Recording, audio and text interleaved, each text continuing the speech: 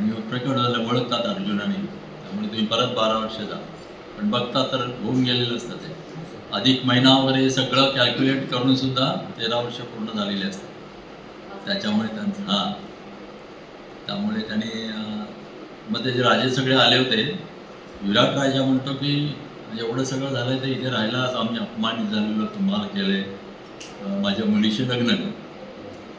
तर तो म्हणतो तुझी सूचना चांगली आहे, पण मी तिला नृत्य शिकवलंय, ती शिष्य आहे माझी, आणि शिष्य ही मुलीप्रमाणे असते, त्याच्यामुळे मी लग्न नाही करू शकत, पण माझ्या मुलाशी तू करू शकतो अभिमन्यूशी. मग तिथेच ते लग्न, राजे लोक आलेले असतात ते सगळे वराडे म्हणून, आणि मग तिथेच ते लग्न होतं.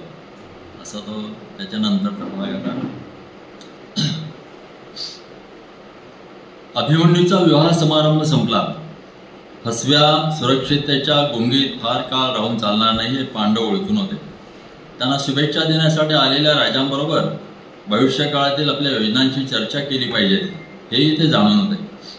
भारतवर्षातील पराक्रमी नृपसिंहांनी राजा विराटाचे सभागृह भरून गेले होते. सकाळची वेळ होती.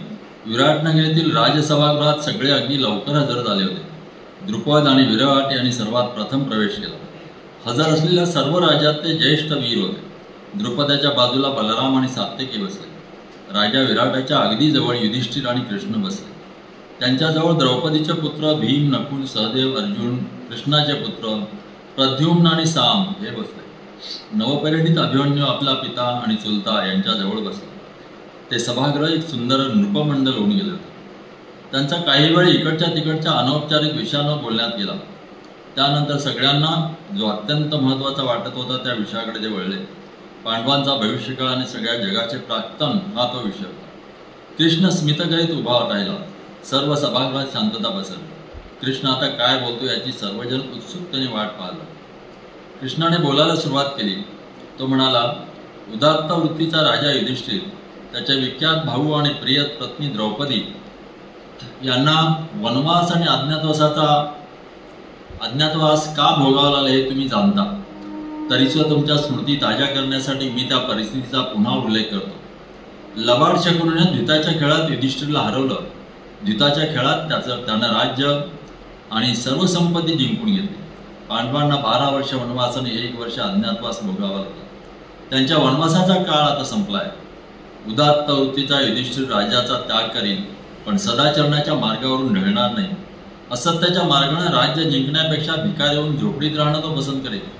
कुरूंचं अर्ध राज्य हे त्याचं आहे. वारसा हक्कानं ते त्याला मिळालेलं आहे. राजा धृतराष्ट्राने हे ठाऊक होतं, म्हणून त्यांनी अर्ध राज्य त्याला दिलं.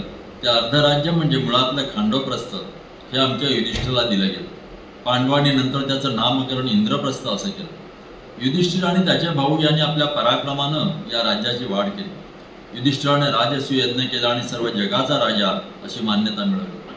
ही सुंदर भूमी धृतराष्ट्राच्या पुत्रानं त्याच्याकडून कपटानं हिरावून घेतली. युद्ध करून अर्जुनाला जिंकलं गेलं नाही. धृतराष्ट्रांच्या कुठल्याही पुत्रानं शस्त्रांची शक्ती वापरून युधिष्ठिराचं राज्य जिंकलेलं नाही. पांडवांना योग्य संधी दिली गेलीच नाही.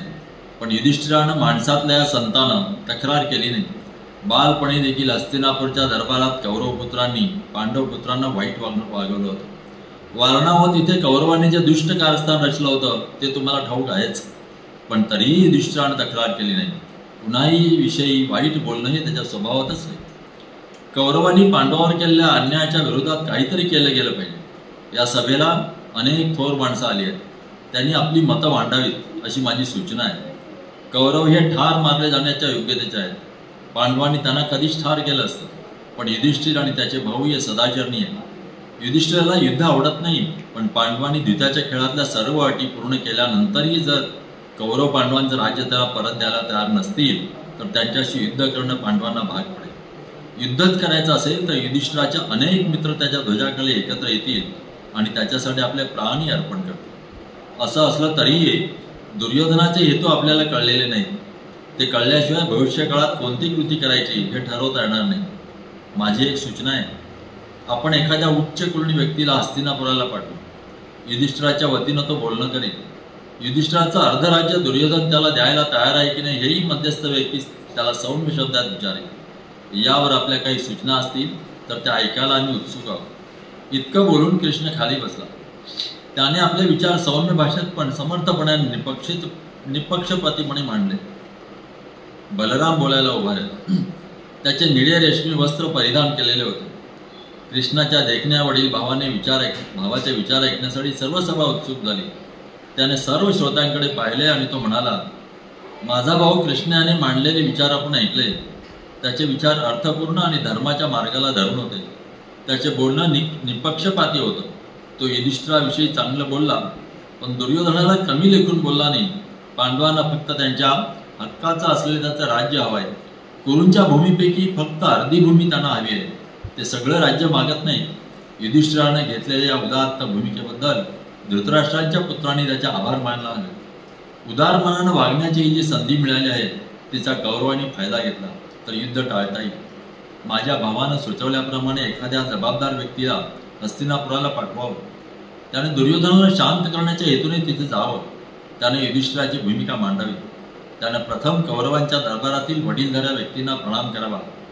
त्याने शकुनी आणि राधा यांच्याशी आदरपूर्वक बोलावं. दुर्योधन आणि सामर्थ्यवान भाऊ यांच्याशी नम्रतेने बोलावं. त्याने दुर्योधनाला दुखावता कामा नये. त्याला प्रक्षुब्ध करता कामा नये. बलरामाचा ओढा याच्याकडे असतो, थोडा दुर्योधनाकडे असतो पहिल्यापासूनच. युधिष्ठिर आपल्या सिंहासनावरून राज्य करीत होता. द्यूत खेळायच्या नादात तो आपलं राज्य हरला आणि ते दुर्योधनाने जिंकलं. युधिष्ठिरानं ही मूर्खपणाची गोष्ट केली. सर्वांनी त्याला द्यूत खेळण्यापासून परावृत्त करण्याचा प्रयत्न केला, पण त्यानं कुणाचंही ऐकलं नाही. द्यूतातला तो अगदी कच्चा खेळाडू आहे, पण द्यूतातला कसलेला खेळाडू असलेल्या शकुनीने त्याला आव्हान दिलं.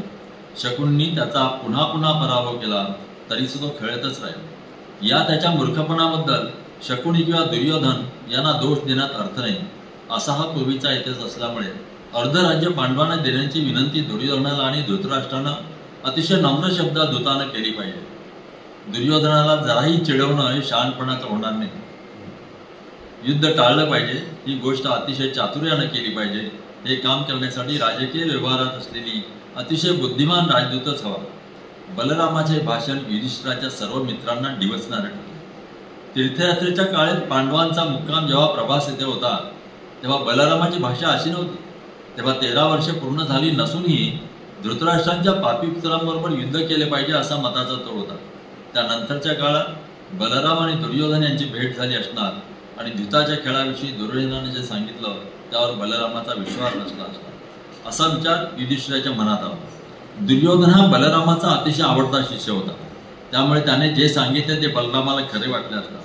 सगळ्या जगाला माहीत होतं की शकुनीने युधिष्ठिराला दूत खेळण्याचे आव्हान दिले आणि शकुनी त्याला खेळल्या वाचून जाऊ देईन. ही गोष्ट सुद्धा खरी आहे. खेळाला एकदा सुरुवात झाल्यानंतर युधिष्ठिराचे डोके फिरले आणि तो पुरता नादाळला.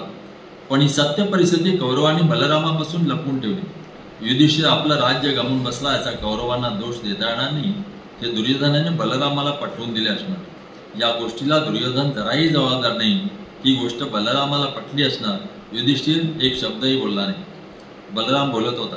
त्याचे भाषण संपले नव्हते, पण सात्यकी मध्येच आपल्या जागेवरून उठून उभा राहिला. रागीट आवाजात सात्यकी भाषण करू लागला. तो म्हणाला, माणसाच्या आत्म्याचं प्रतिबिंब त्याच्या शब्दांच्या आरशात दिसतं.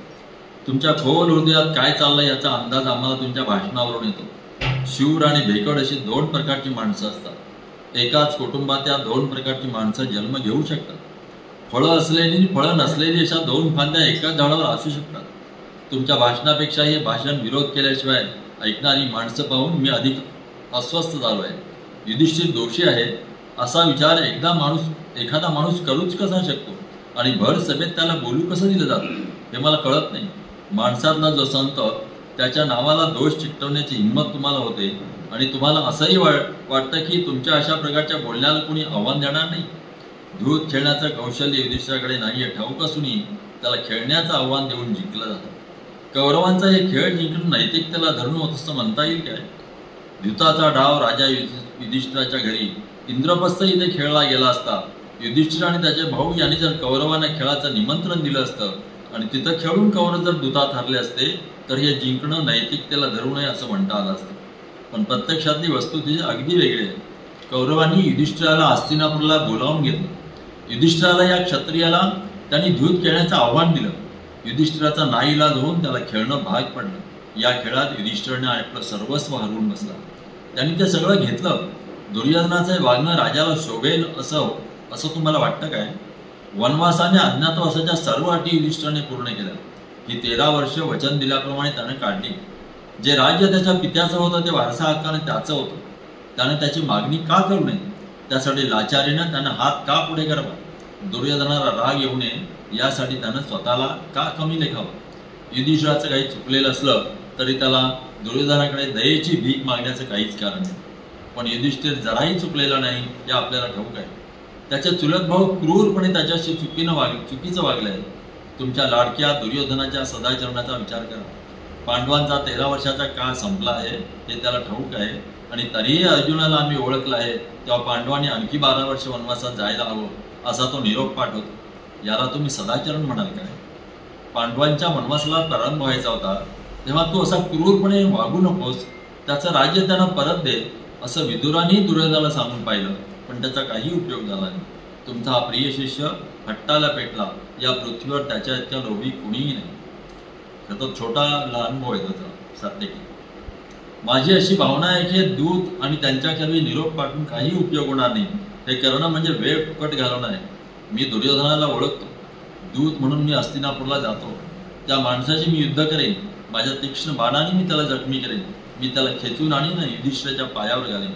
त्यांनी जर युधिष्ठिरांना साष्टांग नमस्कार घालायचं नाकारलं तर त्या सर्वांना मी यमसदनाला पाठवेन. संतापलेल्या सात्यकीनं जर त्यांचा नाश करायचं ठरवलं तर त्याला तोंड देणं त्यांना शक्य होणार नाही. महान अर्जुनाबरोबर, कृष्णाबरोबर किंवा माझ्याबरोबर लढण्याची हिंमत कुणाला आहे काय? भीमाविरुद्ध कोण उभा राहू शकेल? मृत्यूचे दूध असे भासणाऱ्या नकुल आणि सहदेवाबरोबर कोण लढू शकेल काय? द्रुपदाचे पुत्र शिखंडी, अग्निपुत्र धृष्टद्युम्न यांच्याशी लढण्याची कुणात ताकद आहे? हे 5 पांडव आणि त्यांचा पुत्र अभिमन्यू यांचा विचार करा. त्यांच्यासोबत गद, प्रद्युम्न, सांब आणि मी असणार. अशा विजेच्या डोळांबरोबर कोण लढू शकणार? धृतराष्ट्रांचे पुत्र राधेय आणि शकुनी, इतर सर्व पापी लोक यांना आम्ही सगळे ठार करू. आम्ही युधिष्ठिराला राज्याभिषेक करू. पांडवांचा नाश करायला टपून बसलेले कौरव भयंकर पापी आहेत. त्यांना ठार मारलं तर आपल्याला पाप लागणारच नाही. युधिष्ठिराच्या मनात काय हे मला ठाऊक आहे. दुर्योधन आपलं राज्य परत करणार नाही हे तो जाणतो. त्यांनी युधिष्ठिराला राज्य ताबडतोब परत केले पाहिजे किंवा त्यांना ठार करून पांडवांनी राज्य परत मिळवलं पाहिजे. जे युधिष्ठिराचं आहे ते त्याला मिळावं म्हणून त्याने दुर्योधनाकडे भीक मागावी. तुमची सूचना युधिष्ठिराला अपमानकारक आहे. युधिष्ठिरासाठी लढायला सिद्ध असणाऱ्या आम्हा सर्व वीरांसाठी अपमानकारक आहे. सात्यकीच्या या तळमळीच्या भाषणाला सर्वांनी दाद दिला. युधिष्ठिराने सात्यकीकडे प्रेमाने पाहिले. युधिष्ठिराचा अपमान झाला म्हणून सात्यकीचे रक्त तापले होते. कृष्णाने सात्यकीकडे आणि अर्जुनाकडे पाहून स्मित केले. सात्यकीचा राग अजून निवला नव्हता. संतापाने त्याचे ओठ अजून थरथरत होते. द्रुपद उठून उभा राहिला. तो म्हणाला, सात्यकी म्हणतो ते सत्य आहे. युद्ध केल्याशिवाय दुर्योधन कधीही राज्य परत करणार नाही हे अगदी निश्चित आहे. म्हातारा राजा धृतराष्ट्र हा आपल्या पुत्राच्या शब्दाबाहेर नाही. दुर्योधनाच्या बाजूने लढले तर भीष्म आणि द्रोण निश्चितच मूर्ख ठरतील. राधेय आणि शकुनी अर्थातच दुर्योधनाच्या बाजूच्या आहेत. बलरामाची सूचना मला मान्य नाही. दुर्योधनाशी बोलताना सौम्य भाषा उपयोगाची नाही. तो पापात बुडालेला आहे. त्याच्याशी सौजन्याने बोलणं चुकीचं ठरेल. गायी आणि बैल यांना आपण हाताळतो तेव्हा आपल्याला कडक व्हावंच लागतं. दुर्योधनाशी आपण जर सौजन्याने बोललो तर आपण भ्यायलो आहोत असं त्याला वाटेल. सौजन्यामागच्या आपले हेतू त्याला कधीही कळणार नाही. पांडव दुबळे असल्यामुळे त्यांना युद्ध नको आहे असाच तो विचार करेल. आपण दुर्योधनाच्या दरबारात राजदूत पाठवायला काहीच हरकत नाही. पण ती काही फार महत्त्वाची गोष्ट नाही. जे राजे आपले मित्र आहेत त्यांच्याकडे राजदूत पाठवणं ही त्याहून महत्त्वाची गोष्ट आहे. काळाच्या गर्भात एक महत्त्वाची घटना वाट पाहत आहे. कोणत्याही क्षणी ती जन्म घेईल. त्यासाठी आपण तयार असलो पाहिजे. शल्य, धृष्टद्युम्न, जयसेन इत्यादी आपल्या मित्रांकडे युधिष्ठिराला निरोप पाठवू देत. मदतीसाठी केके बंधूकडे निरोप जाऊ दे. आता त्वरा केली पाहिजे. दुर्योधनही या लोकांकडे दूत पाठवी. चांगली माणसं जो त्यांच्याकडे पहिल्यांदा येतो त्याला मदत करायला होकार देतात. आपण दुर्योधनाला मागे टाकलं पाहिजे. आपण भगदत्त आणि इतर थोर युद्धांकडे मदतीसाठी शब्द टाकला पाहिजे. मदतीसाठी त्यांचा होकार आपल्याला मिळतो आहे याची आपण खात्री करून घेतली पाहिजे. आता हस्तिनापूरला पाठवायच्या दूतासंबंधी आमच्या कुटुंबाच्या पुरोहिताला मी पाठविली. चारित्र्यवान कुटुंबात जन्म घेतलेला तो चांगला माणूस आहे. त्यानं कौरवांशी, दुर्योधनांशी, भीष्मांशी, धृतराष्ट्र आणि द्रोणांशी कशी बोलणी करावी याचा सल्ला त्याला दिला जाईल. ही गोष्ट करणं अतिशय शहाणपणाचं आहे असं मला वाटतं. द्रुपदाने दिलेल्या शहाणपणाच्या सल्ल्याला कृष्णानं संमती दिली. कृष्ण म्हणाला, द्रुपदाने मांडलेले विचार शहाणपणाचे आणि अर्थपूर्ण आहेत. पांडवांबद्दलची आपुलकीची भावना त्याच्या शब्दातून स्पष्ट व्यक्त झाली. त्याच्याकडे दूरदृष्टी आणि लष्करी प्रतिभा आहे. दुर्योधन कसा वागण्याची शक्यता याच्याविषयी त्याने आपलं स्पष्ट मत व्यक्त केलं आहे. ही फार चांगली गोष्ट झाली.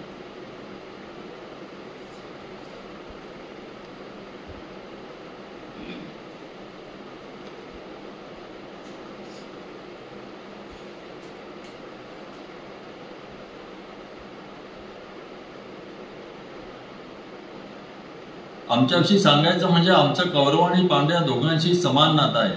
आमचा लाडका भाचा अभिमन्यू याच्या लग्नासाठी आम्हाला निमंत्रित करण्यात आलं होतं. विवाह समारंभ आता संपला आहे आणि आम्ही परत द्वारकेला जाणार आहोत. गुणवंत राजा विराट यांना आमचा सन्मान केला आहे. आम्ही अगदी आनंदित आहोत. आम्ही त्याचे शिष्य आहोत आणि तो आमचा गुरु आहे. याच भावनेनं आम्ही त्याच्याकडे पाहतो. अनुभवी वीर द्रुपद यानं सर्व व्यवस्था आपल्या ताब्यात घेतली आहे. त्यामुळे माझ्या मनावरचं मोठं ओझं उतरलं आहे. भीष्म, द्रोण, कृपा आणि धृतराष्ट्र हे द्रुपदाच्या शब्दाला मान देतील. राजा द्रुपद आपल्या पुरोहिताला योग्य त्या सूचना देऊन हस्तिनापूरला पाठविल. द्रुपदाच्या मध्यस्थीमुळे कौरव आणि पांडव याच्यातलं शत्रुत्व संपेल अशी आपण आशा करूया. तसं जर झालं तर एक मोठं संकट, एक मोठा संहार टळेल.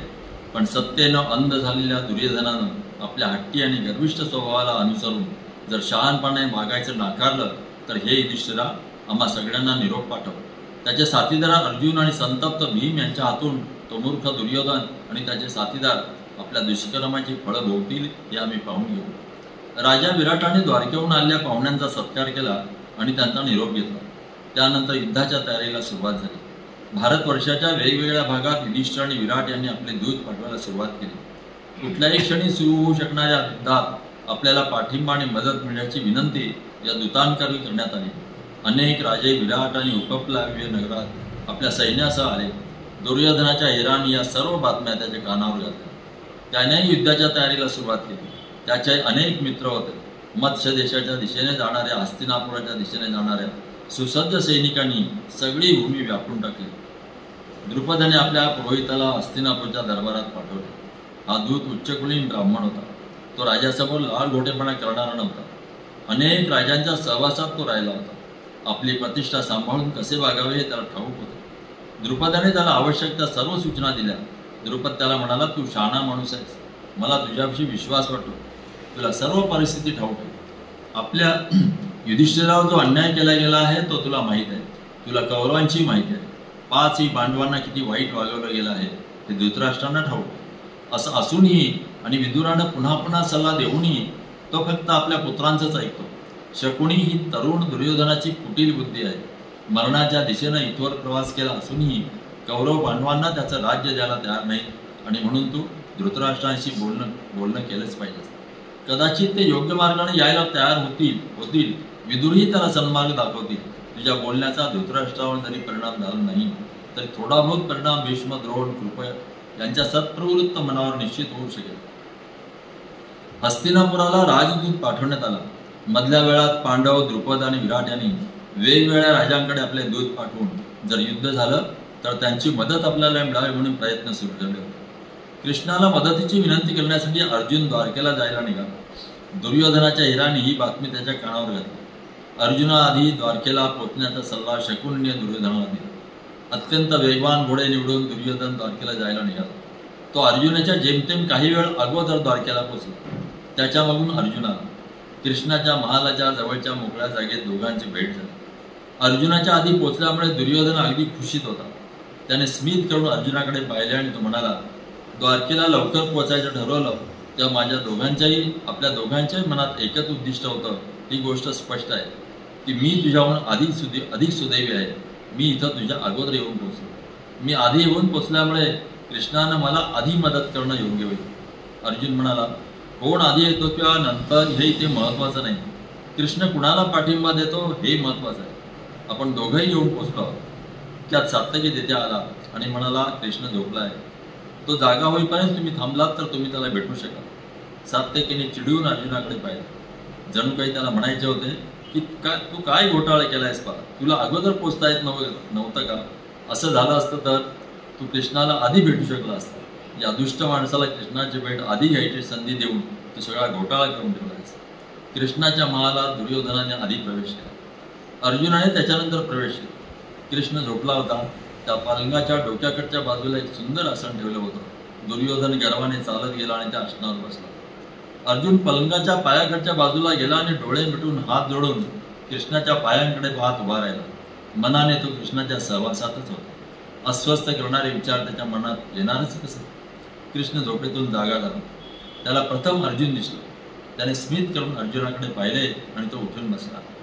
त्याला आणखी कोणीतरी आला असल्याची जाणीव झाली. त्याने वळून पाहिले तर त्याला दुर्योधन दिसला. प्रेमळ शब्दांनी कृष्णाने दोघांचे स्वागत केले. ते का आले हे त्याला जाणून घ्यायचे होते. दुर्योधनाने आपल्या सुंदर समर्थ आवाजात बोलायला सुरुवात केली. तो म्हणाला, कृष्णा, आमचे चुलत भावांचे संबंध कसे आहेत तुला ठाऊक आहे. कौरवांच्या प्राचीन सिंहासनासाठी आमच्यात युद्ध होणार असंच दिसलं आहे. आम्ही सैन्य गोळा करतो आहोत आणि मित्रांची मदत मागतो. युद्धात तू आमच्या बाजूने उभा राहावास अशी तुला विनंती करण्यासाठी मी आलो. त्याचं बोलणं संपलं आणि कृष्णाने प्रश्नार्थक नजरेने अर्जुनाकडे पाहिलं. अर्जुनाने मान डोलवली. जणू काही त्याला म्हणायचं होतं की हे देवा, तू आम्हाला युद्धात मदत करावीस अशी विनंती करायला मी आलो. दुर्योधन कृष्णाला म्हणाला, कृष्णा, तू जसा आमचा मित्र आहेस तसा पांडवांचाही मित्र आहेस. कौरव आणि पांडव यांच्याशी तुझं समान नातं आहे. कृष्णा, मी तुझ्याकडे प्रथम आलो. जो पहिला येतो त्याला तू प्राधान्य देणं हेच योग्य ठरतं. तू महानांचा महान आहेस. तू धर्माचा मार्ग सोडणं योग्य ठरणार नाही. मी तुझ्याकडे प्रथम आलो असल्यामुळे मला तू प्राधान्य दिलं पाहिजेस. विजयी मुद्रेने स्मित करीत दुर्योधन खाली बसला. त्याची इच्छा आधीच पूर्ण झाली आहे असा त्याचा आत्मविश्वास दिसत होता. कृष्ण जर कौरवांचा काही वलय झाला असता तर पांडव काहीच करू शकले नसते. कृष्णाशिवाय पांडव असहाय्य ठरले असते. कृष्णाविरुद्ध लढण्यापेक्षा पांडवांनी पुन्हा वनात जाऊन राहणे पसंत केले असते. हे कृष्ण जाणून नव्हते. असं अनेक विचार कृष्णाच्या मनात उलटले. आपल्या खोल विचारातून बाहेर येत सौम्य आवाजात कृष्ण म्हणाला, तू माझ्याकडे प्रथम येऊन पोचलास यावर माझा पूर्ण विश्वास आहे. यावर माझा विश्वास बसावा म्हणून ही गोष्ट मला पुन्हा पुन्हा सांगण्याची गरज नाही. माझा तुझ्यावर विश्वास आहे. पण मी एका मोठ्या पेचात सापडलो आहे. तुम्ही दोघं आलात तेव्हा मी झोपलेलो होतो. तुम्ही दोघंही येणार असल्याचं मला ठाऊक नव्हतं. मी जागा झालो तेव्हा माझी नजर प्रथम अर्जुनावर पडली. तू माझ्याकडे प्रथम आलास. मी अर्जुनाला प्रथम पाहिले. तेव्हा मी तुम्हाला दोघांनाही मदत करणं हेच योग्य होईल. निवड तुम्हाला करावी लागेल. मला असं वाटतं की तुम्हा दोघात अर्जुन वयाने लहान असल्यामुळे निवड करण्याची पहिली संधी त्याला आपण द्यावी. मला वाटतं की याविषयी निर्णय मी घेतला आहे तो योग्य आहे. कृष्णाची ही सूचना दोघांनी मान्य केली. कृष्ण पुढे म्हणाला, कसलेल्या युद्धाचं सैन्य माझ्याकडे आहे. हे सैनिक शौर्यात माझी बरोबरी करणारे आहेत. नारायण या नावाने हे सैनिक ओळखले जातात. एक अक्षौहिणी इतकी त्यांची संख्या आहे. निवडीचा हा एक पर्याय झाला. दुसरा पर्याय म्हणजे मी, फक्त मी एकटा. मी लढणार नाही, एकही शस्त्र जवळ बाळगणार नाही असं मी ठरवलं आहे. हे दोन्ही पर्याय मी तुमच्यासमोर ठेवलेले. अर्जुना, तू नीट विचार कर आणि काय ते ठरव. तू काय निवडणार? एक अक्षौहिणी सैन्य की शस्त्र न बाळगणारा न लढणारा कृष्ण? कृष्णाने स्मित करून दोघांकडे पाहिले. अर्जुनाची उत्तराची तो वाट पाहू लागला.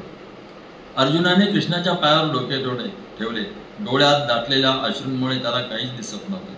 कृष्णाचा उजवा हात आपल्या हातात घेऊन तो म्हणाला, हे माझ्या देवा, मला तू हवायस. कृष्णाच्या प्रचंड सैन्य मिळाल्यामुळे दुर्योधन खुशीत होता. तो मनात म्हणाला, सैन्य नसलेल्या शस्त्र न बाळगणाऱ्या कृष्णाचा पांडवांना काहीच उपयोग नाही. म्हणजे पांडव पराभूत झाल्यातच जमाव. दुर्योधनाने कृष्णाचे खूप आभार मानले आणि त्याचा निरोप घेऊन तो निघून गेला. त्याला असं आनंदित होऊन जाताना पाहून कृष्णाच्या ओठात एक अगदी वेगळेच स्मित तरळले होते. दुर्योधन बलरामाकडे गेला आणि त्याला हे सर्व सांगितले. बलराम म्हणाला, माझ्या प्रिय दुर्योधना, विराट नगरीतील सभेत मी तुझी बाजू घेऊन बोललो हे तुझ्या हेरांनी तुला कळवलं असणारच. त्यानंतर मी माझ्या भावाला पांडवांची बाजू घेतल्याबद्दल छेडलं. कौरव आणि पांडव या दोघांशी आपलं समान नातं आहे याची मी त्याला जाणीव करून दिली. पण सात्यकी आणि कृष्ण हे निपक्षपाती नाहीत. ते माझ्या विरुद्ध गेले. कृष्णानं पांडवांची बाजू घेतली असं तू आता म्हणालास. हे ऐकून मला वाईट वाटलं. मी कृष्णाशिवाय एक क्षणी राहू शकत नाही. मी तुझी बाजू घेऊन माझाच एक भाग असलेल्या माझ्या भावाविरुद्ध लढू शकत नाही. या युद्धात मी कुणाचीही बाजू घेणार नाही हे मी आधीच कृष्णाला सांगितलं आहे. मला क्षमा कर, मी लढू शकत नाही. तू कौरवांच्या महान घराण्यात जन्म घेतला आहेस. तू मला अतिशय आवडतोस. तू शूर, पराक्रमी आणि स्वाभिमानी आहेस. तुझ्या पदाला, वंशाला आणि क्षत्रियत्वाला शोभेल अशा रीतीनं तू युद्ध कर. ज्या घराण्याचा तू अलंकार आहेस त्या घराण्याच्या प्रतिष्ठेला तू जप. दुर्योधनाने आपल्या गुरुला प्रेमाने आलिंगन दिले. अश्रूने भरलेल्या डोळ्यांनी त्यांनी बलरामाचा निरोप घेतला. नियतीचे खेळणे बनलेल्या दुर्योधनाविषयी बलरामाला खूप वाईट वाटलं. त्याच्या प्राक्तनात काय आहे याची पूर्ण जाणीव बलरामाला होती. कृष्णाने पांडवांची बाजू घेण्याचे ठरवले तेव्हा दुर्योधनाच्या नशिबात विनाशच लिहिलेला आहे हे उघड होते. काळाचे चक्र निर्दयपणे फिरत राहिले. त्याचा मार्ग कुणीही थांबू शकले नाही. अर्जुनाने कृष्णाची निवड केल्या क्षणीच कृष्णाने जणू सारी परिस्थिती आपल्या कैयात घेतली. हे सर्व बलरामाने आपल्या अंतर्दृष्टीने पाहिले. आता याविषयी विचार करण्यात अर्थ नाही हे त्याला कळून चुकले. बलरामाने हताशपणे खांदे उडवले आणि मद्याचा चषक आपल्या सेवकाला आणायला लावला. दुर्योधन निघून गेल्यानंतर कृष्ण अर्जुनाला म्हणाला, माझ्या मित्रा, तू मूर्खपणा केलायस. माझ्या सामर्थ्यशाली सैन्याची निवड करण्याऐवजी निशस्त्र असलेल्या माझी निवड तू काय केलीस? अलीकडे घडलेल्या काही घटनांमुळे तुझं मन ढगाळून गेलं आहे. अतिशय अर्थशून्य अशी ही गोष्ट तू का केलीस? अर्जुनाने मोठ्याने प्रदीर्घ हास्य केले आणि तो म्हणाला, कृष्णा, माझ्या देवा, युद्धात काय होईल याची मला थोडीच पर्वा आहे. कोण कोणाच्या बाजूने लढतो याची मला थोडीच पर्वा आहे. मला तू हवायस. तू आमचा मार्गदर्शक आणि मित्र आहेस. मी तुला ओळखत नाही असं तुला वाटतं काय? तू माझी परीक्षा घेतोयस काय? माझ्या शुभ्र अश्वांचे लगाम तू तुझ्या हाती घ्यावंस अशी माझी इच्छा आहे. तू सारथी होऊन माझा रथ रणांगणावर उभा केलास की या पापी जगात धर्माचे प्रतिष्ठापना झाल्याचं दर्शन सर्वांना घडेल. प्रभू, तुझ्या हातात चाबूक नसेल तो असेल धर्माचा राजदंड. मानवाचं रूप घेतलेला मूर्तिमंत धर्म आहेस तू. रणांगणावर माझ्या रथाचं सारथ्य तू केलंस तर भविष्यकाळात माझं नाव अमर होईल. लोक तुला पार्थ सारथी या नावाने ओळखतील. माझ्या रथाच्या अश्वांचे लगाम तुझ्या हातात असताना मी कशाला काळजी करू? मी कशाला मृत्यूची पर्वा करू? माणसाचं हे लहानचं आयुष्य वादळात सापडलेल्या होडीसारखं असतं. अशी ही होडी किनाऱ्यावर आणू शकणार तू कर्णधार आहेस. तो आमचा आहेस. जिथे धर्म आहे तिथे विजय आहे. जिथे कृष्ण आहे तिथे धर्म आहे. कृष्ण पांडवांच्या बाजूने उभा आहे सगळ्या जगाला कळेल इतकंच मला आता पुढे आहे. अर्जुनाचे बोलणे ऐकून कृष्ण अगदी खुश झाला. आपल्या उजव्या हाताने त्याला धरून कृष्ण राजवाड्यात गेला. सात्यकी त्याची उत्कंठतेने वाट पाहत होता. कृष्णाने स्मित करून त्याच्याकडे पाहिले आणि गेल्या तासाभरात जे काही घडले होते ते त्याला सांगितले. कृष्ण म्हणाला, पहा सात्यकी, या अर्जुनानं माझा उजवा हात आपल्या हातात घेऊन पराभवाला निमंत्रण दिलं. सुटकेचा सुस्कारा सोडून सात्यकी म्हणाला, सगळं काही आमच्या इच्छेप्रमाणे घडून आलं. हो, देवाची कृपा. दुर्योधनाच्या नंतर अर्जुन इथे आला त्यामुळे मी त्याच्यावर संतापलो होतो. काही क्षण शांततेत गेले. सात्यकी म्हणाला, दुर्योधन आता बलरामाकडे गेला आहे. कृष्णा, जर बलरामाने त्याच्या बाजूने लढायचं कबूल केलं तर काय? कृतवर्मा दुर्योधनाच्या बाजूने लढणार आहे असं त्यानेच मला सांगितलं. कृष्ण म्हणाला, सात्यकी, काळजी करू नकोस. रणांगणापासून दूर राहायचं बलरामाने ठरवलं आहे. तो लढणार नाही. मलाही पांडवांना मदत करण्यापासून परावृत्त करण्याचा त्याने प्रयत्न केला, पण मी माझ्या निर्णयावर ठाम राहिलो. त्यामुळे तो माझ्यावर नाराज झाला. पण महत्त्वाची गोष्ट म्हणजे तो स्वतः लढणार नाही. काही क्षण थांबून कृष्ण म्हणाला, दुर्योधनाची जी ही धावपळ चालली आहे तिच्या मागे शकुनीची काविबाज बुद्धी आहे हे मला माहीत आहे. माझ्या मैत्रीची कौरवांना गरज आहे हे शकुनी जाणतो आणि म्हणूनच त्यानं मला भेटण्यासाठी दुर्योधनाला पाठवलं. पण या घोड्या माणसाला हे कळलेलं नाही की त्याला फक्त फळाची वरची साल मिळाली आहे. अर्जुनाला फळाचा गाभा मिळाला. ही सर्व नियतीची करणी आहे. दुर्योधनाला नकार देण्याच्या अडचणीच्या प्रसंगातून मी वाचलो याचा मला आनंद आहे.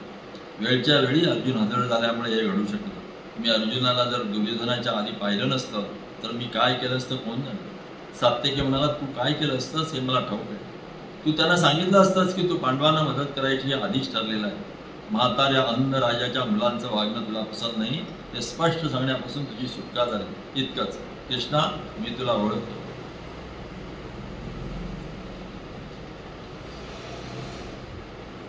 पांडवांच्या वनवासाचा काळ संपत आला हे वृत्त शल्याच्या कानी आलं. त्यांना भेटण्यासाठी तो मनाशी ठरवत होता. त्याच वेळी युधिष्ठिराचे दूत त्याच्या राज्यात आले.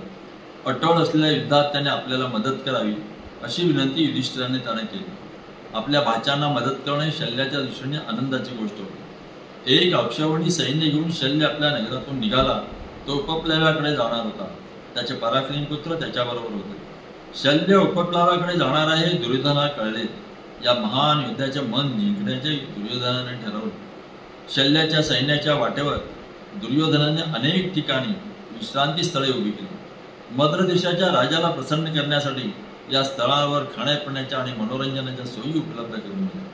प्रत्यक्ष इंद्राला प्रसन्न करण्याचा प्रयत्न करावा तसा हा शल्याचा प्रसन्न करण्याचा प्रयत्न होता. शल्य अतिशय खुश झाला.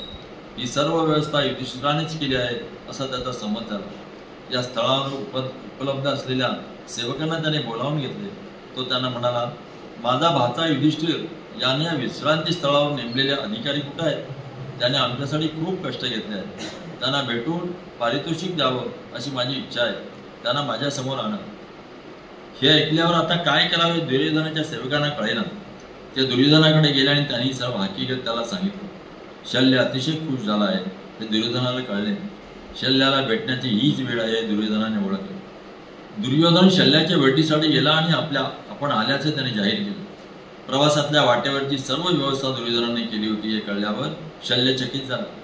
तो दुर्योधनावर खुश झाला. त्याने दुर्योधनाला आलिंगन दिले आणि तो म्हणाला, प्रवासात ज्यानं माझी इतकी काळजी घेतली त्याला पारितोषिक देण्याचा मी जाहीर केला आहे. माझा आनंद व्यक्त करण्यासाठी मी तुला काय देऊ?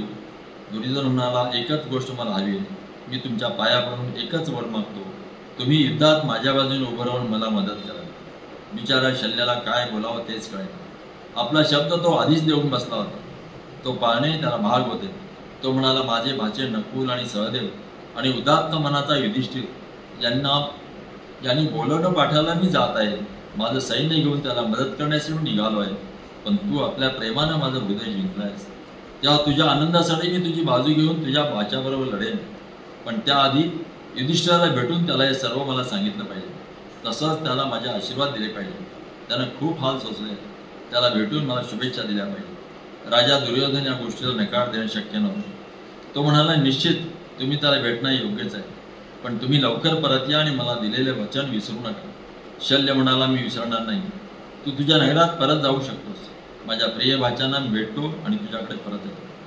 शल्य उपप्लव्याकडे निघाला आणि पांडवांना भेटला. युधिष्ठिराने शल्याच्या पायावर आपलं डोकं ठेवले. त्याच्यानंतर इतर भाऊ पुढे झाले. शल्याने त्यांना आलिंगन दिले आणि तो म्हणाला, तुम्ही सगळे त्या भयानक 13 वर्षानंतर सुखी सुरक्षित आहात हे पाहून मला आनंद झाला आहे. हे सगळे एकत्र बसले आणि अलीकडे घडलेल्या गोष्टींविषयी बोलले. शल्याने त्याने दुर्योधनाला दिलेल्या वचनाविषयी सांगितले. हे ऐकून युधिष्ठिर अतिशय निराश झाला. पण तो न्यायप्रिय होता. तो म्हणाला, दुर्योधनावर पूर्णपणे प्रसन्न झाल्यामुळे तुम्ही त्याला वड दिला हे मी समजू शकतो. तुमच्यासारखा उदात्त हृदयाच्या माणसालाही शोभून दिसतो. तुम्ही कौरवांच्या बाजूने लढू शकता. आमच्या मामांबरोबर आम्हाला लढावं लागणार हे आमचं दुर्दैव. युधिष्ठिराचे डोळे अश्रूने भरून आले. आपण विचार न करता वचन दिले याबद्दल शल्याला अतिशय दुःख झाले.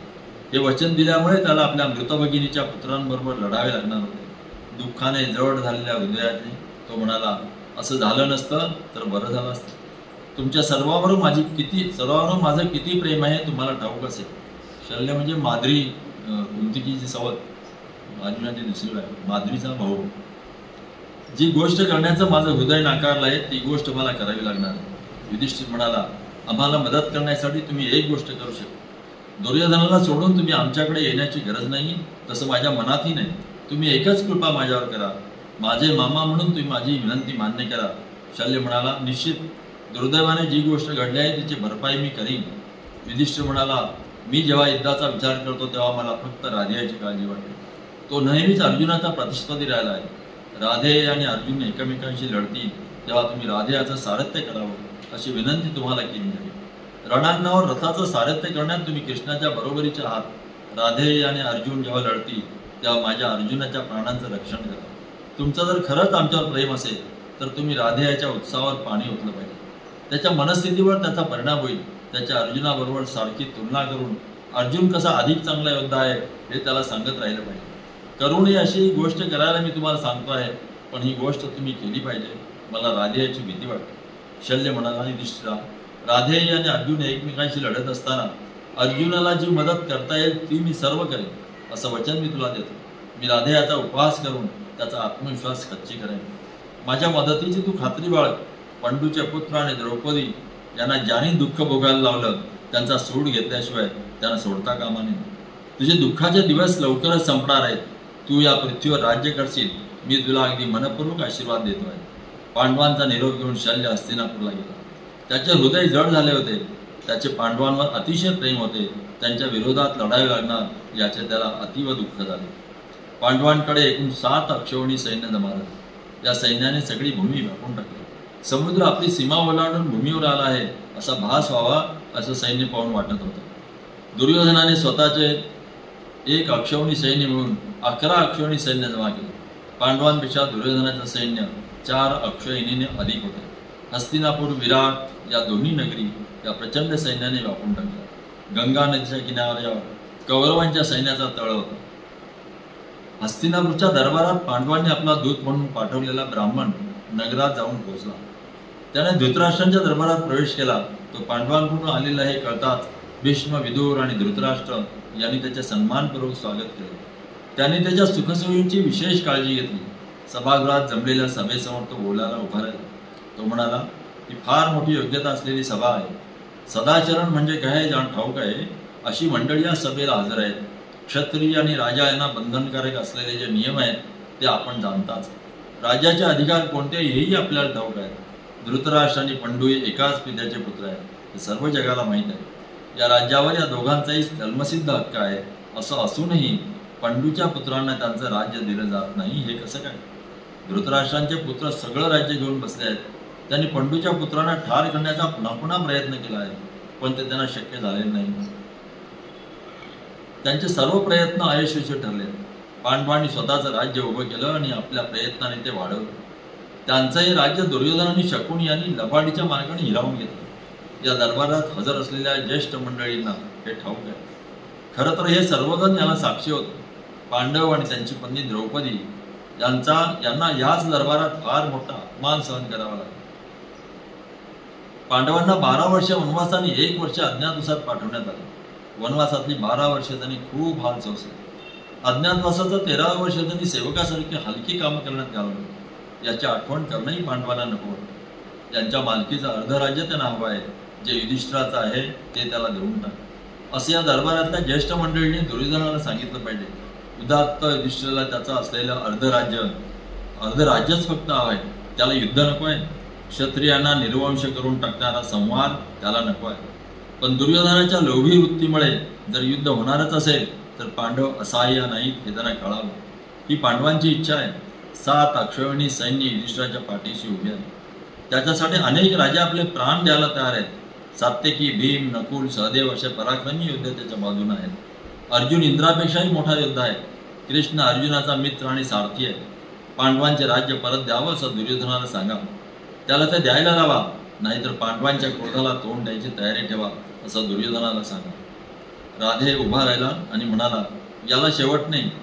त्याने दुर्योधनाकडे पाहिला आणि तो म्हणाला, युद्धाला उद्देशून म्हणाला, तीच गोष्ट पुन्हा पुन्हा सांगणं हे मूर्खपणाचं आहे. हा तुझा युधिष्ठिर द्यूताच्या खेळात हारला. दुर्योधनाच्या वतीनं द्यूत खेळणाऱ्या शकुनी मामाने त्याला हरवलं. ठरवून दिलेल्या अटी पाळण्याचा कबूल करून युधिष्ठिर वनवासात गेला. आता त्या अटी न पाळता त्याला राज्य हवं आहे. मत्स्य देशाच्या राजाकडून आणि त्याचा सासरा राजा द्रुपद याच्याकडून मिळणाऱ्या मदतीवर तो अवलंबून आहे. शहाण्या माणसा, माझं ऐक. आमचा राजा दुर्योधन याला मी ओळखतो. तुम्ही त्याला घाबरवू शकत नाही. घाबरल्यामुळे तो एक वीज देखील जमीन द्यायला तयार होणार नाही. जर त्याला देणं योग्य आहे असं वाटलं तर आपली सगळं राज्यही तो देऊन टाकेल. त्याला हवा आहे न्याय. पांडव जे मागत आहेत तो न्याय नाही. त्यांनी अटी पूर्ण केलेला नाही. ठरलेल्या अटीनुसार त्यांना आणखी 12 वर्ष वनवासात जाऊ द्या. त्यानंतर परत आल्यावर पांडवांनी दुर्योधनाचे प्रजागण त्याच्या आश्रित म्हणून इतर राहावं. युधिष्ठिराला सांग की शहाणपणानं वाघ आणि जे त्याचं नाही ते राज्य मिळावं ही मागणी सोडून दे. पांडवांना जर युद्ध हवं असेल तर नंतर त्यांना माझे शब्द आठवते. भीष्मांना राधेयाचे बोलणे आवडले नाही. त्यांना संताप आला. ते म्हणाले, तुझ्या बोलण्याचा मला वीट आलाय. अलीकडेच अर्जुन 6 महान योद्ध्यांशी एकटा लढला तेव्हा तू काय केलंस हे आठव. त्यावेळी तू जे वागलास त्याची आठवण करून दिलेली तुला आवडणार नाही. विराटाच्या राज्यात आमच्या सर्वांचा पराभव त्यानं केला. हे तू पाहिलंस. तू त्याला जिंकलंस काय? मुळीच नाही. स्वतःचे प्राण वाचवण्यासाठी तू पळून गेलास. हा ब्राह्मण म्हणतो तसा आपण वागलो नाही तर युद्धात आपण ठार मारले जाणार हे निश्चित आहे. दुर्योधन आणि त्याच्या दुष्टबुद्धीचे सल्लागार यांचा नाश होणार आहे मला ठाऊक आहे. धृतराष्ट्राने भीष्माला शांत केले आणि ते म्हणाले, राधेया, भीष्म जे सांगत आहेत ते कौरव आणि पांडव या दोघांच्याही हिताचं आहे. राधेया, आपल्या हितचिंतकाविषयी तू असं बोलावंस हे योग्य नव्हतं. धृतराष्ट्र द्रुपदाच्या दूताकडे वळले आणि म्हणाले, माझी तुला अशी विनंती आहे की तू पांडवांकडे परत जा आणि त्यांना सांग की मी माझा निरोप घेऊन माझा दूत संजय याला त्यांच्याकडे पाठवणार आहे. काही निर्णय घेण्यापूर्वी माझ्या दरबारचा सल्ला मला घ्यावा लागेल. तू युधिष्ठिराला सांग संजय लवकरच त्यांच्याकडे येईल. दूत म्हणून आलेला ब्राह्मण उपप्लाव्य नगरीला परत गेला. हस्तिनापुरात झालेली बोलणी त्याने पांडवांना सांगितली. दुर्योधनाकडे जमलेल्या सैन्याची माहिती त्याने पांडवांना दिली. पांडवांनी त्याच्याकडील सर्व वृत्तांत ऐकला. धृतराष्ट्राचा दूत संजय येणार होता त्याची ते वाट पाहू लागले. थोडेच दिवस गेल्याने संजय पांडवांच्या भेटीला आला. युधिष्ठिराने अतिशय प्रेमाने आणि आदराने संजयाचं स्वागत केले. दोघांनी एकमेकांना शुभेच्छा दिल्या. औपचारिक प्रश्नोत्तरे झाली. युधिष्ठिर म्हणाला, संजया, दरबारातील ज्येष्ठ सदस्य आमच्याविषयी वाईट बोलत नाही अशी मला आशा आहे. तू हस्तिनापुराहून चांगली बातमी घेऊन आला आहेस अशी मला आशा आहे. संजयाने बोलायला सुरुवात केली. संजय म्हणाला, धृतराष्ट्रांच्या दरबारात दुर्योधनाभोवती जशी चांगली माणसं आहेत तशी वाईट माणसंही आहेत. धृतराष्ट्रांच्या मनात तुझ्याविषयी जर दुष्ट भावना असेल तर ते पाप आहे. तू अत्यंत सदाचरणी आहेस. तुझ्यावर अन्याय करायला त्यांची मान्यता नाही हे निश्चित आहे. त्यामुळे रात्रंदिवस ते तळमळत असतात. आपल्या पुतण्यांचा युद्धातला पराक्रम ते विसरलेले नाही. भीम आणि त्याची गदा त्यांना आठवते. अर्जुनाच्या थोरवीच्या कित्येक आठवणी त्याच्याकडे आहेत. तुम्ही 12 वर्ष वनवासात असताना तुमच्या कुशलतेची ते सतत चौकशी करीत असत. भविष्यात काय लिहिलं आहे ते कुणालाच वाचता येत नाही. जगाचा सम्राट असलेला तू 12 वर्ष वनवासात मी 1 वर्ष अज्ञातवासात जाशील याची कल्पना तरी कोणी केली होती काय? जे संकट आता समोर उभं राहिलं आहे त्यातून बाहेर पडण्यासाठी राजा धृतराष्ट्र तुझ्या बुद्धीवर विसंबून आहे. पंडूचे पुत्र केवळ स्वतःच्या सुखासाठी धर्माच्या मार्गावरून कधीही ढळणार नाही हे त्यांना ठाऊक आहे. आणि म्हणून तू धृतराष्ट्र आणि पंडू यांच्या पुत्रात होणारं युद्ध आपल्या बुद्धीचा उपयोग करून टाळू शकशील अशी त्यांना आशा वाटते. राजा धृतराष्ट्राने आपल्या दरबारी जनांशी विचारविनिमय करून तुला हा निरोप पाठवला आहे. यावर तू काळजीपूर्वक विचार कर. युधिष्ठिराने पांडवांकडच्या प्रमुख वीरांना एकत्र बोलवले. त्यात कृष्ण, सात्यकी, विराट, द्रुपद, धृष्टद्युम्न आणि आपले 4 भाऊ यांचा समावेश होता. संजय यांनी या सर्वांना धृतराष्ट्रांचा निरोप सांगितला. तो असा होता, युधिष्ठिर, भीम, अर्जुन, नकुल आणि सहदेव या माझ्या पुत्रांना, तसंच कृष्ण, सात्यकी, चेदिराज, विराट आणि द्रुपद, धृष्टद्युम्न आणि द्रौपदी यांना मी माझ्या शुभेच्छा पाठवतो आहे. युधिष्ठिरा, तू शांतीच्या बाजूने उभा राहा अशी माझी तुला विनंती आहे. तुम्ही सगळे सद्गुण संपन्न आहात. महान घराण्यात तुमचा जन्म झालेला आहे. ज्यामुळे कुटुंबाच्या नावाला बट्टा लागेल असं कृत्य तुमच्या हातून घडणार नाही. या जगाचा नाश होईल असं कृत्य तुम्ही जाणीवपूर्वक करणार नाही. हे पाप आहे, ते तुम्हाला नरकात धाडेल. तुम्ही या जगाचा नाश करायला सिद्ध झालात, ते पाप नाही काय? तुम्ही जिंकाल की हराल ही क्षुल्लक गोष्ट आहे. आपल्या कुटुंबासाठी जीवनाचा त्याग करणं यासारखी थोर दुसरी कुठलीही गोष्ट नाही. आपल्या चुलत भावांचा नाश न करता जे आपला प्राण कुटुंबासाठी देतील त्यांना परमेश्वराचा आशीर्वाद लाभेल. तुम्ही जर कौरवांशी लढायचं जसं ठरवत तुम्ही त्यांचा नाश करू शकाल, पण त्यामुळे तुम्हाला काय मिळणार आहे? तुम्ही आयुष्यभर दुःखी व्हाल.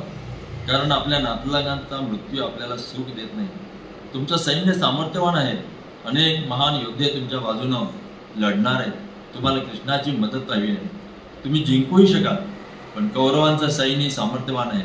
भीष्म, द्रोण, कृप, अश्वत्थामा, राधेय असे महान योद्धे त्यांच्या सैन्यात आहेत. धृतराष्ट्रांच्या पुत्रांचं सैन्य खरोखरीच अत्यंत शक्तिशाली आहे. युद्धाचा निर्णय घेण्यापूर्वी तू 2दा विचार कर. आणि म्हणूनच हे युधिष्ठिरा, विजयातून किंवा पराजयातून काहीही चांगलं निर्माण होणार नाही असं मला वाटतं. गेली अनेक वर्ष आपण आपलं सदाचरण सिद्ध करणाऱ्या कुंतीच्या पुत्रांनी आपल्या नावाला, आपल्या कीर्तीला कलंक लागू देता कामा नये. मी कृष्णाच्या आणि द्रुपदाचे हात जोडून प्रार्थना करतो की त्याने संकट टाळावं. कृष्ण आणि अर्जुन माझ्या विनंतीकडे दुर्लक्ष करणार नाही अशी मला आशा आहे. या जगाच्या कल्याणासाठी मी हे सांगतो आहे. माझी अवज्ञा करण्यापेक्षा कृष्ण आणि अर्जुन हे मरण पत्करतील, युद्ध होऊ नये असं माझ्याप्रमाणेच भीष्मांनाही वाटतं. पंडू आणि धृतराष्ट्र यांच्या पुत्रात शांतता नांदली पाहिजे या दृष्टीने तू विचार कर. आपल्या चुलत्याचे हे शब्द ऐकून युधिष्ठिराला दुःख झालं आणि संतप्त होऊन तो म्हणाला, पण हे अयोग्य आहे. माझ्या आदरणीय चुलता माझ्यावर क्रौर्याचा आरोप करतोय. निश्चितच मला शांतता हवी. मी युद्धाची मागणी केलेली नाही.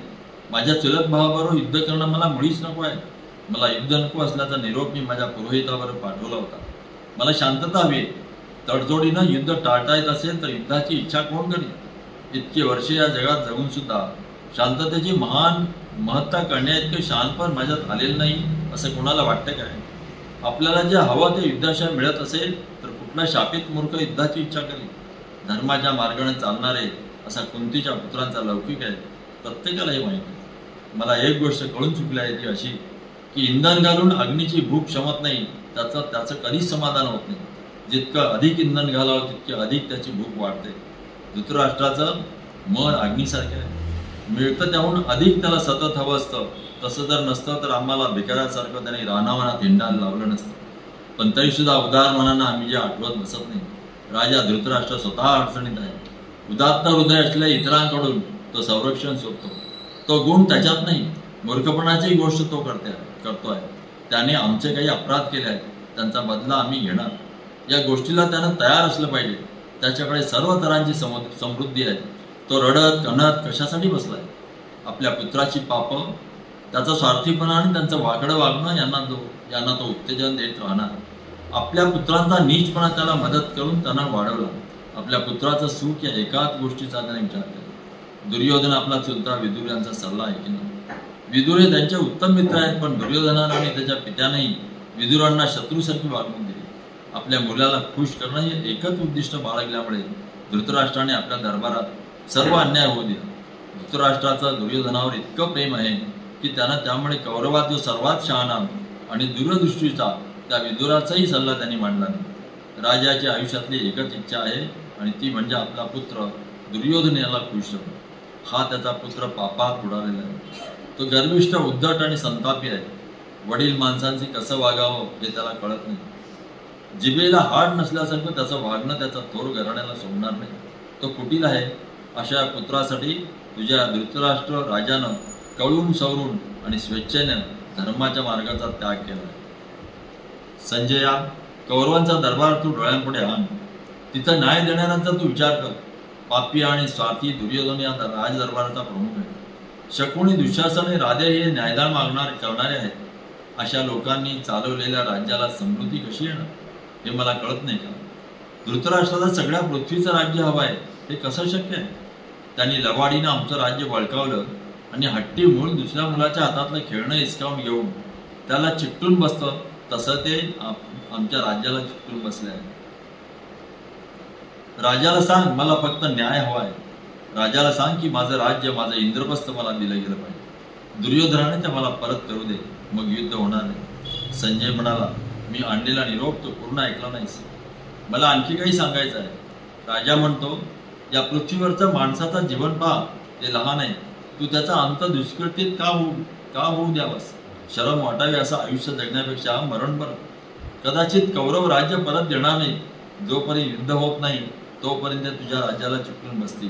तरीही वृष्णी आणि अंधक यांच्या राज्यात तू भीक मागणं हे बरं, पण संपूर्ण जगाचं राज्य मिळवण्यापेक्षा ते अधिक बरं. हे युद्धाचं पाप जर तू केलंस तर आजवरचं तुझं सदाचरणाचं आयुष्य व्यर्थ ठरेल. या जगातील संपत्तीचा त्याग कर आणि परलोकातील संपत्तीवर आपलं मन केंद्रित कर. जरी हे युद्ध तू जिंकलास आणि कौरवांना यमसदनास पाठवलंस तरी तू काय मिळवलंस? पश्चाताप. मी तुला पुन्हा एकदा सांगतो, मानवी जीवन हे अगदी लहान आहे. ते रोगांनी भरलेलं आहे आणि त्याचा शेवट मरणात होतो. तू म्हातारा होशील आणि लवकर मरशील, पण राजसूय आणि अश्वमेध यज्ञ तू करशील.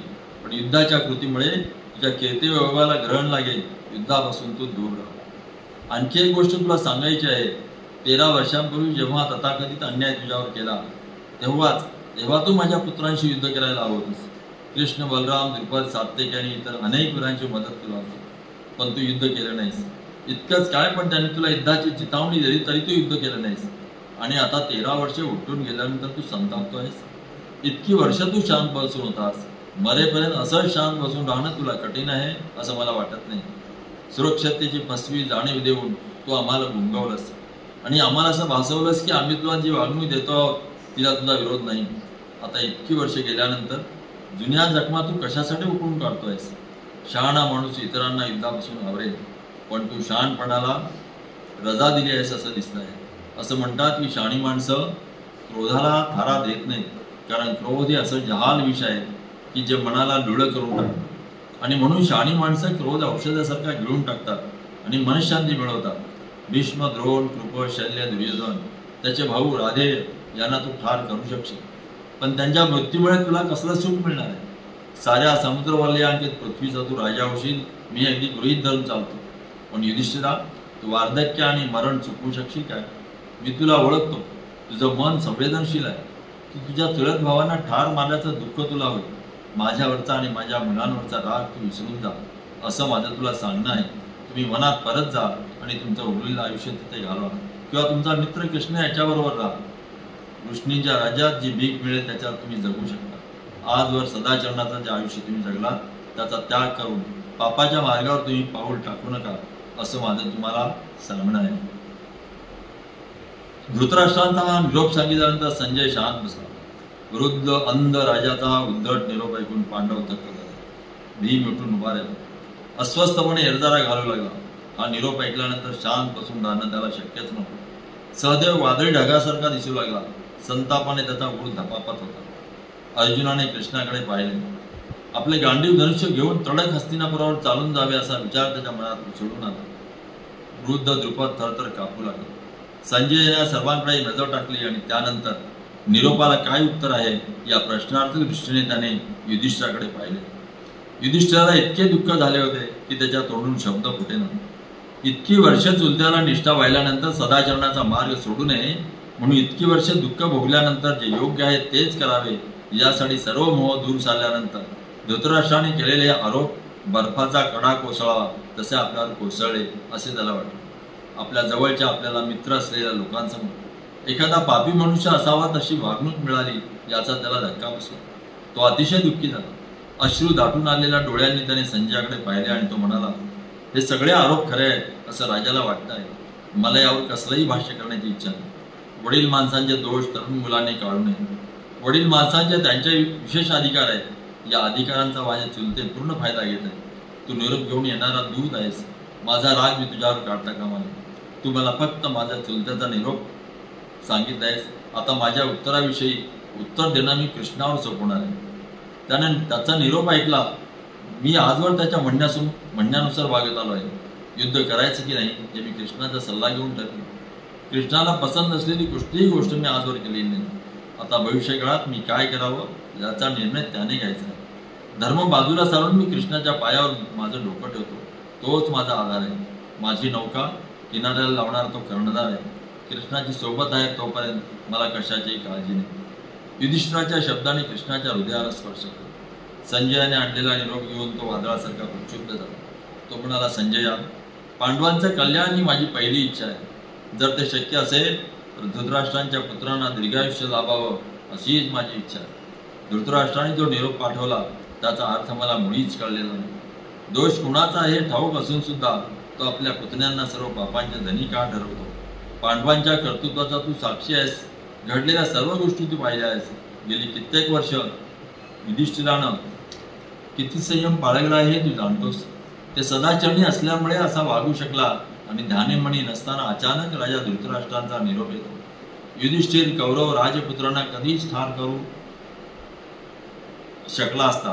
त्यानं तसं करावं असं आम्ही त्याला सांगितलं होतं, पण तसं करणं योग्य होणार नाही असा त्याने विचार केला आणि त्याबद्दल राजा धृतराष्ट्र त्याला दोष देतो. आपल्या पुत्रांच्या काळजीमुळे राजाची विचारशक्ती नाहीशी झाली आहे की काय? चोरांना आणि दुसऱ्यांची संपत्ती लुटणाऱ्यांना शिक्षा करणं हे क्षत्रियांचं कर्तव्य आहे.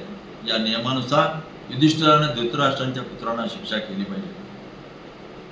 त्यांच्या सर्व दरबारी जणांना तू हेही सांग की त्यांनी केलेल्या द्रौपदीच्या अपमानाबद्दल त्यांना ठार करणं हेच योग्य आहे.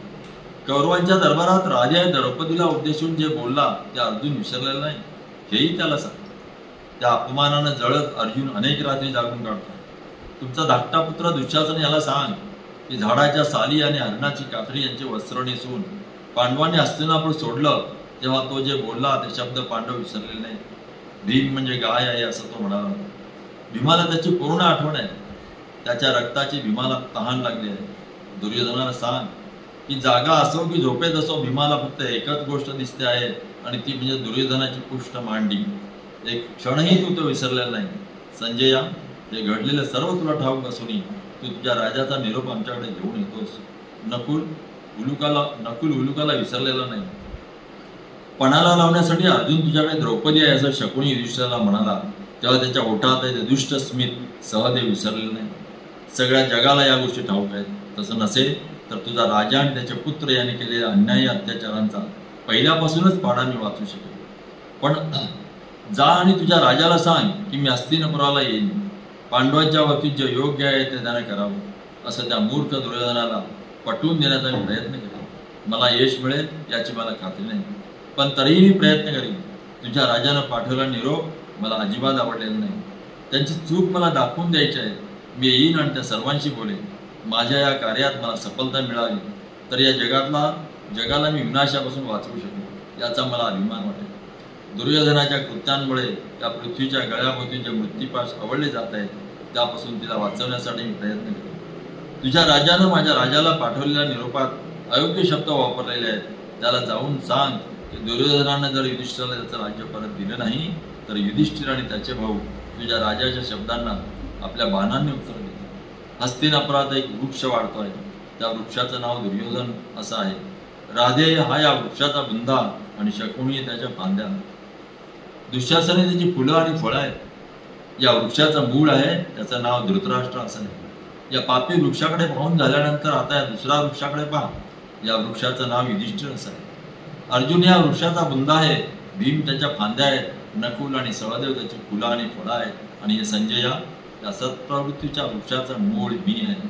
यातला कुठला वृक्ष युद्धाचं वादळ जेऊन उभा राहील आणि कुठला वृक्ष उन्मळून जमिनीवर कोसळेल हे तू नीट विचार करून ठरव. आता तू राजाकडे परत जा आणि त्याच्या शांततेच्या निरोपाला आमचंही उत्तर दे. पांडव आपली शस्त्र खाली ठेवायला तयार आहेत ही जबाबदारी मी घेईन, पण युधिष्ठिराला इंद्रप्रस्थान जर परत दिलं तरच हे शक्य आहे. संजयाने पांडवांचा निरोप घेतला. परत जाताना तो म्हणाला, युधिष्ठिरा, माझ्या राजानं मला अडचणीत टाकलं. ते तू समजून घे. तू, तुझे भाऊ आणि तुला अत्यंत प्रिय असलेला कृष्ण यांनी माझ्याकडे ममतेने पाहिलं पाहिजे. आमच्या राजाच्या विचारांचं मी केवळ वाहन आहे. त्याच्या भावना मी स्वीकारलेल्या नाहीत आणि त्याचे विचार मला पटतही नाही. माझ्या तुला शुभेच्छा आहेत. तुमचा कोणता निरोप मी राजाला देऊ ही कृपा करून मला सांग. युधिष्ठिर म्हणाला, संजया, आता मी तुला जे सांगणार आहे ते दुर्योधनाला सांग. दुर्योधना, कुरूंच्या संपूर्ण राज्याचा आपण स्वामी असावं ही इच्छा मनात धरून तू सदैव बाळगत आला आहेस. तुझी इच्छा पोकळ आहे. आम्हाला कुठलीही अप्रिय गोष्ट करायची नाही. जे प्रिय आहे तेच आमच्या हातून घडावं असं आम्हाला वाटतं. तू मोठा राजा आहेस. तू खऱ्या अर्थानं मोठा राजा. माझं इंद्रप्रस्थ मला परत दे किंवा माझ्याशी युद्ध कर. मला माझं राज्य हवं आहे. माझं म्हणणं समजून घेण्याचं शहाणपण तुझ्याकडे आहे अशी मला आशा आहे. युधिष्ठिराने सौम्य शब्दात पाठविलेला निरोप अर्जुनाला रुचला नाही. तो म्हणाला, इंद्रप्रस्थ बंधनातून मुक्त कर असं तुझ्या दुर्योधनाला सांग. युधिष्ठिर तिचा कायदेशीर मालक आहे. या गोष्टीला नकार देण्याचा मूर्खपणा जर दुर्योधन करणार असेल तर आम्हाला आमचा मार्ग मोकळा आहे. त्याला अर्जुन, भीम, नकुल आणि सहदेव यांना तोंड द्यावं लागेल. आमच्या बाजूला कृष्ण, सात्यकी, धृष्टद्युम्न, शिखंडी आणि युधिष्ठिर या आहेत. त्यांचा संयम आता तुटायला आला आहे. तुझ्या राजाला त्याची नोंद घेऊ दे. त्याने युधिष्ठिराला 12 वर्ष जमिनीवर झोपायला भाग पाडलं. आम्ही दुर्योधन आणि त्याचे मित्र यांना रणांगणावर झोपू. आमचा राजा युधिष्ठिराने गेली कित्येक वर्ष आपला राग ताब्यात ठेवला आहे. त्यानं जर तो प्रकट केला तर दुर्योधन त्यात जळून जाईल.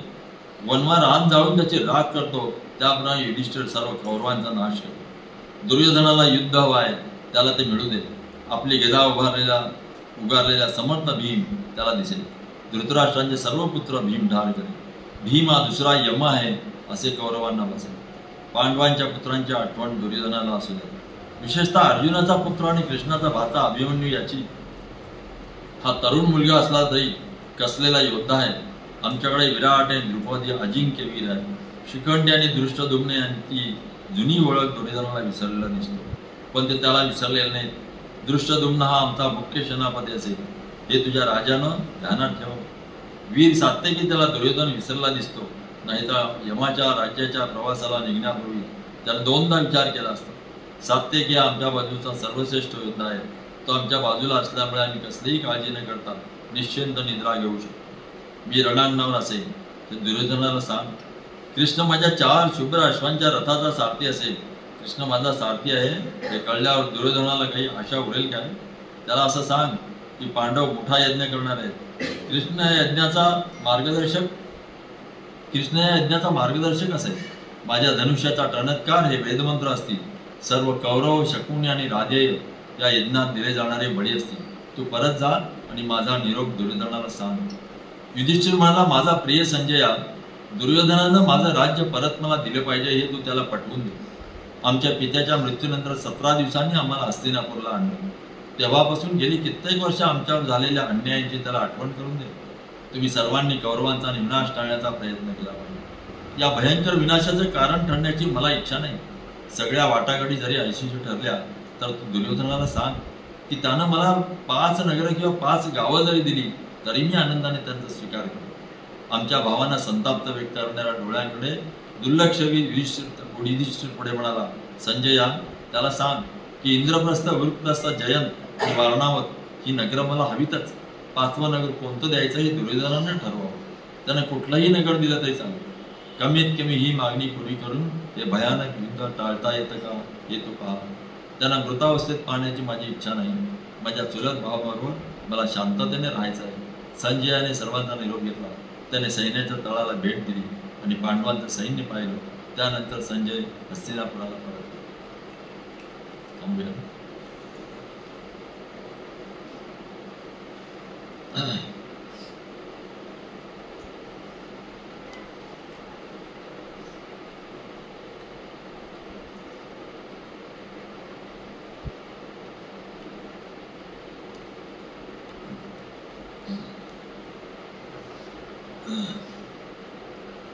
आता विश्वात्मके देवे येणे वाक्यज्ञे दोषावे दोषोनी मज द्यावे असायला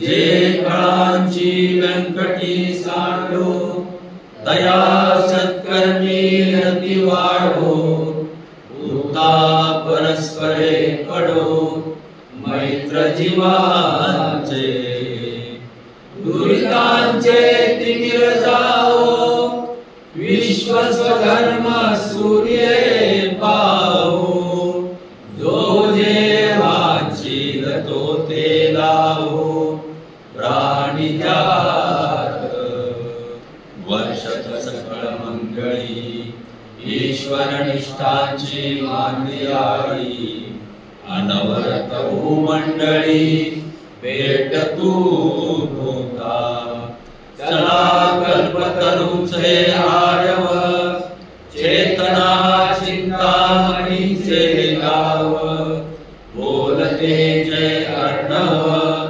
पियुषांचे चंद्रमे जय अलांचन मार्तंड जय तापयीन ते सर्वाई सदा सज्जन सोय रे होतु किंबहुना सर्व सुखी पूर्ण होनी तिन्ही लोकी भजितो आदि पुरुषी अखंडित आणि ग्रंथोपजीविये विशेष लोकी दृष्टादृष्ट विजये हो आवे येथ म्हणे श्री विश्वेश्वरा हा होईल दान पसाव येणे वरे ज्ञान देवो सुखिया झाला सुखिया झाला सुखिया झाला ओम शांती शांती शांती.